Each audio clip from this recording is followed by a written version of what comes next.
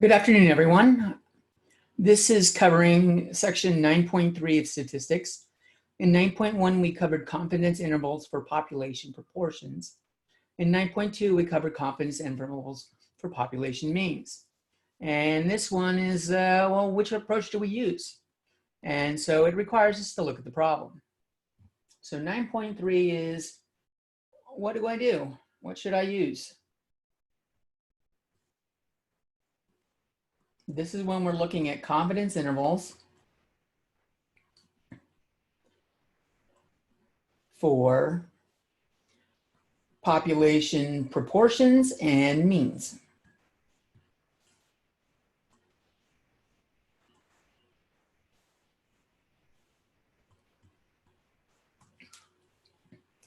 So what you need to do is you need to read the problem and go, what kind of information are they giving me? One option is they will give you qualitative outcomes, and usually two outcomes. This could be like yes, no. It could be success, failure.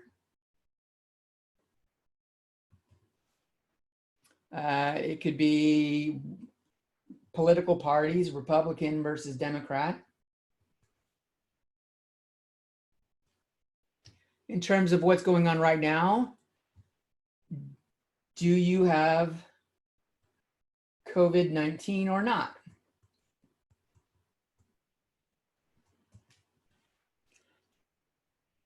When we have something like this, it leads to the option that part of the population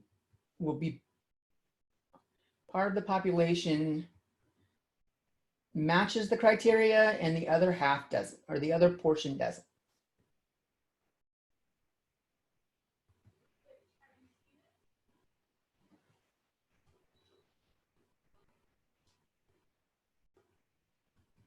The proportion doesn't. When we have something like this, this recommends that we can make this a population proportion.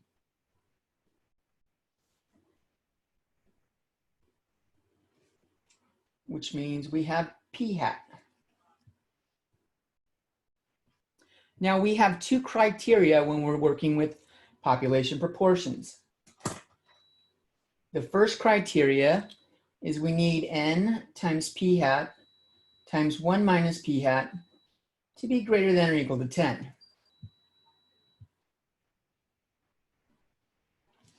And the other requirement we had was the sample size needs to be less than 5% of the population. That's one possible outcome when we have these problems. In terms of what they give you, they might tell you P,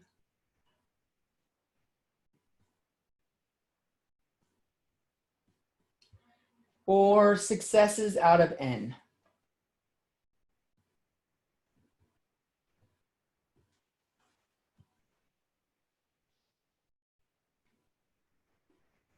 I'll leave that up for a second.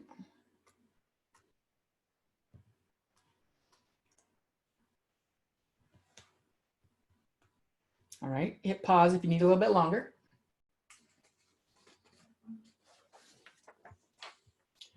The other option we could have is we could have quantitative data.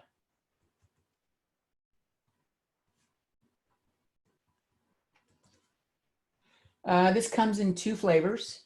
We can be given a table or column of numbers.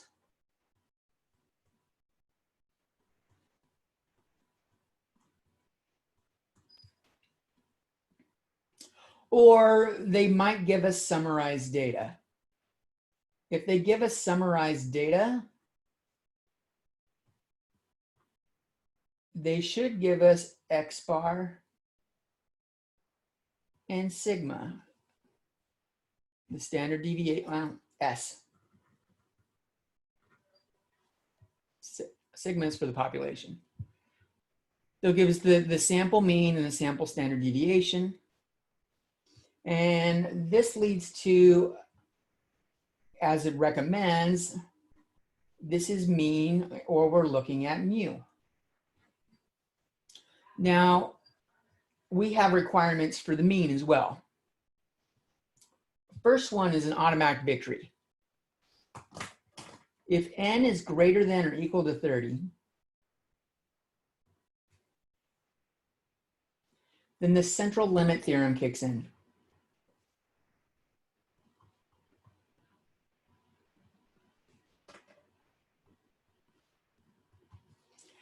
And when the central limit theorem kicks in, the distribution is approximately normal.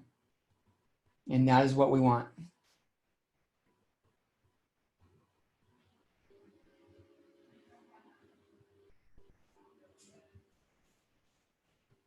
That's the automatic win, auto win. If n is less than 30, which is frequently the case, we have some more work.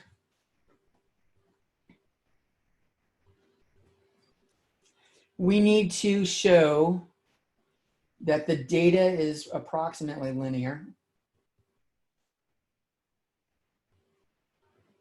on a probability plot.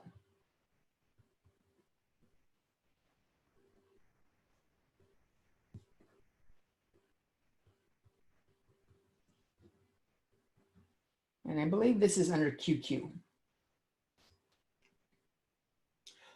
When we do that, we get a correlation statistic.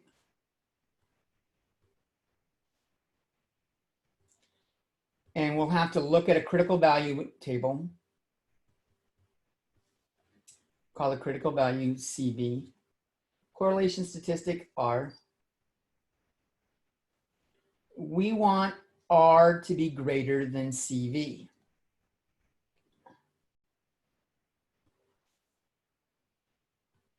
And hopefully that's the case. The other thing we want, generate a box plot and make sure there are no outliers.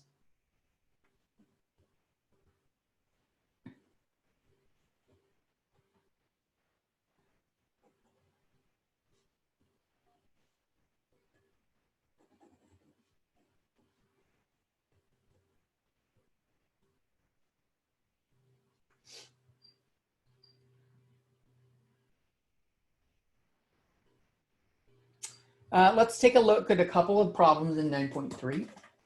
I'll leave this up for a second, pause it if you need it longer. This is going to be a short video because it's just helping pick between which approach we should use.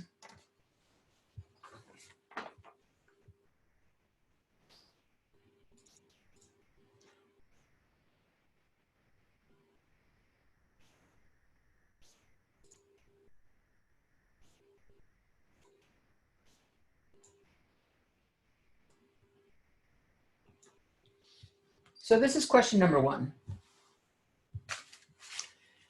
Question number 1 gives me the following information.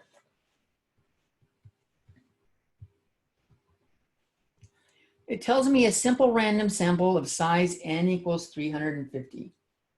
Number 1, n equals 350. 350 individuals who are currently employed are asked if they work at home at least once per week.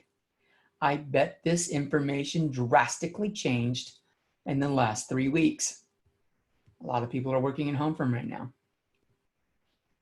Of the 350 employed individuals surveyed, 28 said yes, they work at home.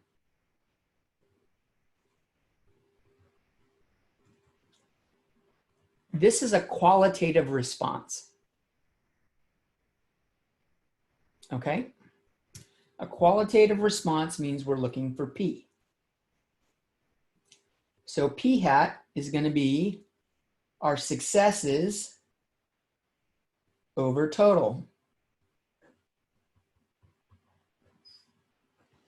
P hat is 28 over 350. Please be a nice number. Oh, excellent, it is 0.08. Now, let's see if we meet the criteria. The first one is the challenging one. Is n times p times 1 minus p greater than or equal to 10?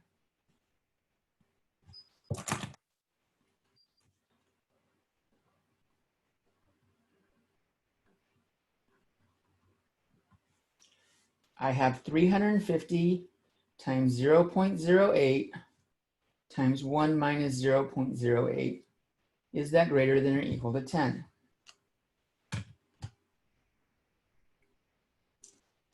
$350 times 0.08 times parentheses 1 minus 0.08,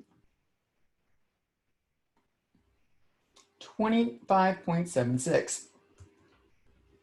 That is greater than or equal to 10. That's awesome. The other thing we got to look at is the sample size less than 5% of the population. Now, it doesn't matter if we're looking at a city or a state or the entire country, 350 individuals is going to be less than 5%. So 350 has to be less than or equal to 0.05 times the population. That's a victory. They want a 99% confidence interval. So let's take a look. What did we use in StatCrunch?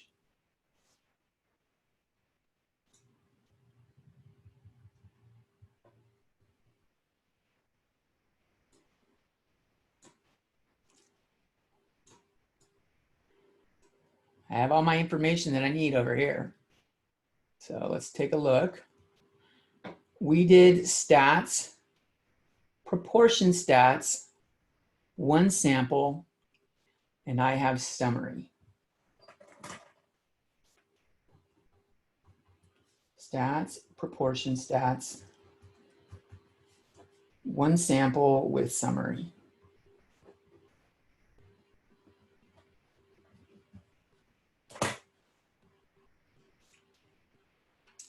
I enter in my number of successes, 28. The total number of people observed was 350. And what was the question? Confidence interval. We do hypothesis testing starting in chapter 10. We wanted 99%. We click compute and it gives us a lower limit and an upper limit. Lower limit is 0.0426473. And I like to call that LL. Upper limit, UL. We have 0.1173527. Oops. Let's see what they want. They want 3 decimal places. To 3 decimal places on the lower limit, I'm looking at 0.04, and it looks like I got to round up.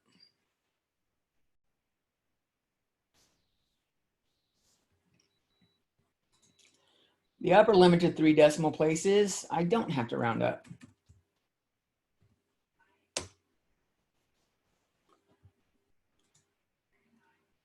And that was all they asked. All right, so that problem's done.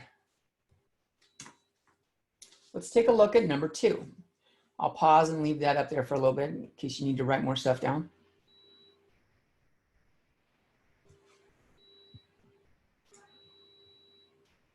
There's the previous question up.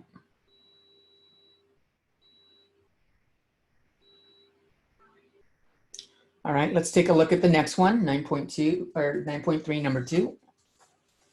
I'm only going to do 2 of them. There's only 8 problems in this section.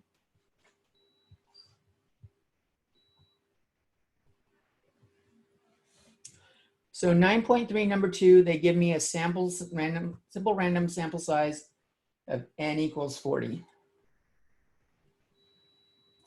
They tell me the sample mean is found to be 121.7 and the standard deviation is 12.9. They want a 99% confidence interval here. So we got to see, can we use our confidence interval? Is this normally distributed? N equaled 40, which was greater than or equal to 30, check. Excellent. So we can. What did we use here?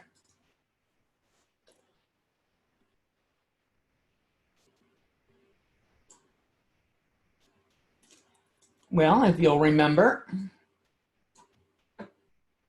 we went stats, t-stats. Here we've got one sample and this data is summarized. They gave me the sample mean is 121.7. My sample standard deviation is 12.9. N equals 40. And we want a 99% confidence interval. Notice it does tell you what your confidence interval is for. This is for mu. If you're looking at it and you grab the wrong thing, it's going to tell you the wrong variable. So pay attention to that. My lower limit is 116.17675. My upper limit is 127.22325.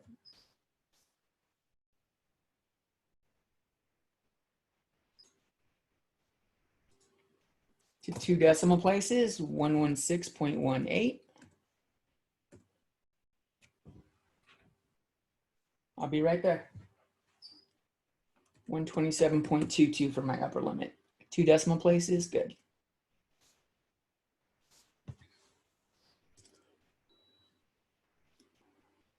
Is there any that have more n lower than 32?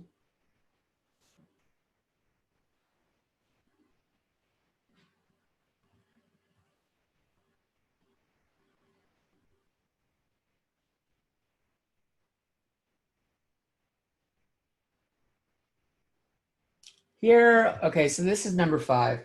Maybe we should look at number 5. 9.3, number 5.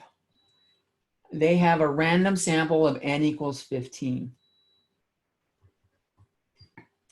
So let's look at the data table.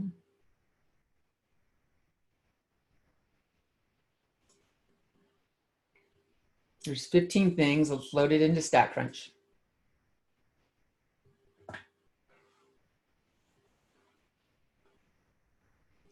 And we want to take a look at, it might be scatter plot. Is it scatter plot?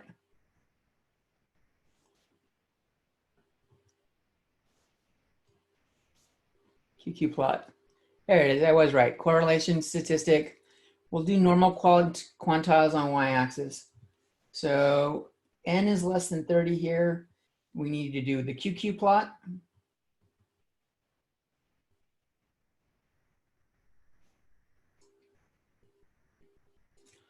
And on the QQ plot, add the correlation statistic.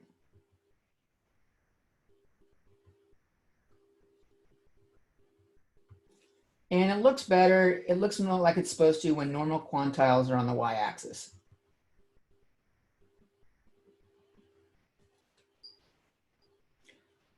I made 9.3 before 9.1 or 2 because I'm getting ready to eat lunch and this video is short. And it's been a while since I did 9.2. Couldn't remember if it was scatter plot or QQ. So we'll look at it, and I got a correlation statistic is 0.972. Now it looks roughly linear. Before I go on, I'm going to look at the box plot. Let's make sure there's no outliers. Make sure you click draw boxes horizontally. Use fences to identify outliers. I have no outliers.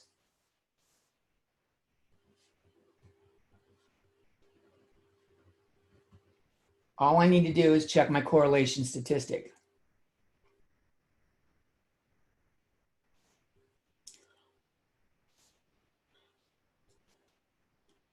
So here's the table of critical values.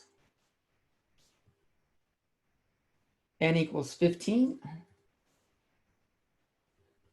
Gives me 0.514. How is this different than the other table? Oh, yeah, don't look at that. We want the critical values table for the correlation coefficient. So my correlation value is greater than 0.514. That's what we wanted. This was my critical value here. And my box plot says no outliers. This is approximately normally distributed. And we can go ahead and do what we want to do.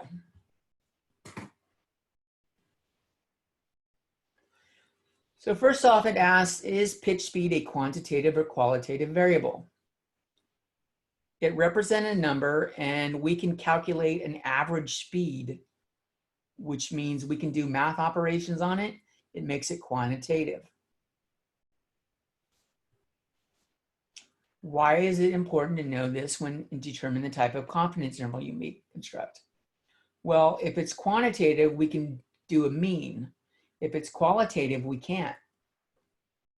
Means require numbers, and qualitative data often isn't numbers. So this is important to know because confidence intervals for, let's see, proportion or mean are constructed on quantitative data. Its means are constructed on quantitative data, while confidence intervals for proportions are constructed on qualitative data with two possible outcomes.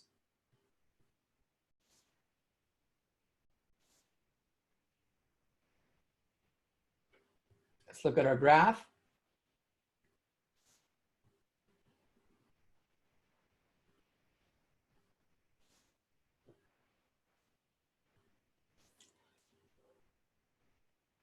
It looks like it caps at 1.5 and negative 1.5 is the lowest. Which one of these does that?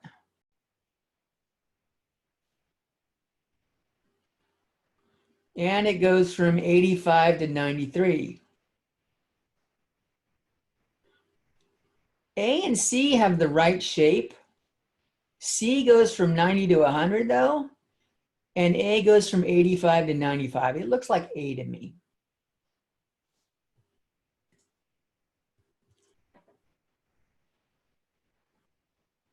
Okay, so we just calculated that information. Let's take a look at it. This is asking us about the correlation coefficient.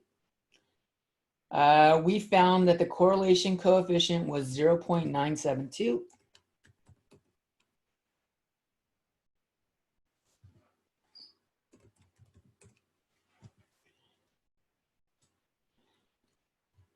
And that value, the 0.972, exceeds the critical value of 0.514.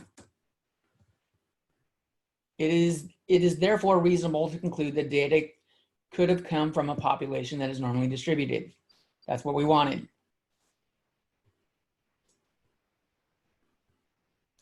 We did the box plot. Let's bring that back up.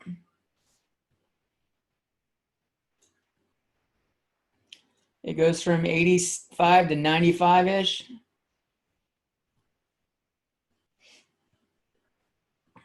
The middle line's around 90. Let's see what we have here. Well, A and C are out because it has outliers. B is the only one that looks right. We have a tail on both sides.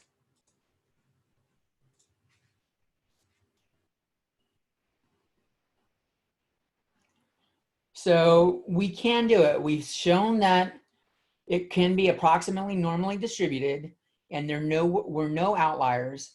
We can construct a confidence interval for the mean. Because the data are approximately normal and there are no outliers.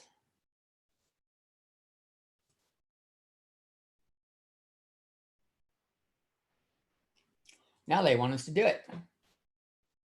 So we're going to go stats, t-stats, one sample. We have data. We want a 95% confidence interval.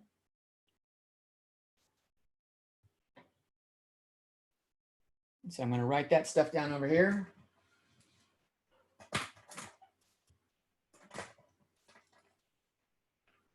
My lower limit is 87.672012. My upper limit is 90.901321. I won't completely shut it down because they may want me to do more with it. So which one makes sense? 95% of the pitcher's four-seam fastballs are between so-and-so miles and so-and-so miles per hour. That's not how confidence intervals work. The way a confidence interval works is that whatever percentage we're saying, 95% confident, we're saying 95% or 95 times out of 100, our sample will contain the true value. So one can be 95% confident that the mean pitch speed of the pitcher's four-seam fastball, that's the reasonable one. We don't want to say 95% probability. This is a 95% confidence interval. And it says round to 2 decimal places, use in ascending order, which makes sense. We don't say the high speed first and the low speed second. So 87.67 and 90.90.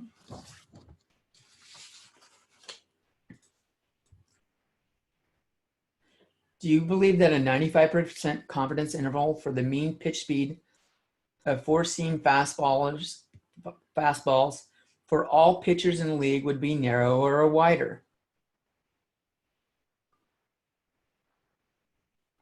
And why? That's a tough one. We're just looking at one pitcher. So we've only got one data set, which means we have quite a bit of variability. When we look at a bunch of pitchers, let's focus on that.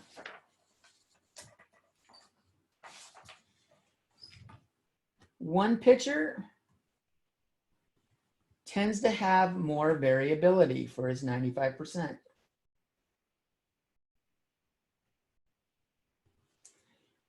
If we average a lot of pitchers,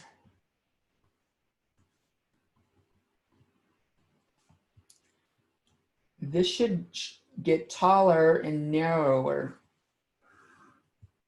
95% should be narrower.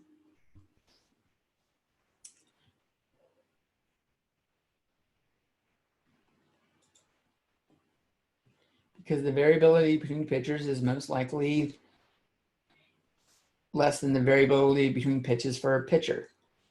This is when you're doing the average. What? Am I looking at that backwards?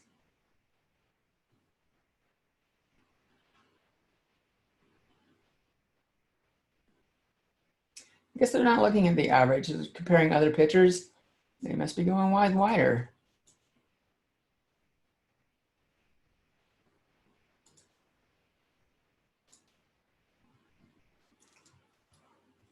So I was incorrect there. Should be wider.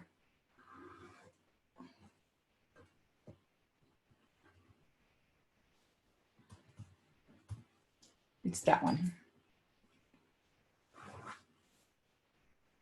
Okay, so that's 9.3. I'll get 9.1 and 9.2 ready shortly. Peace.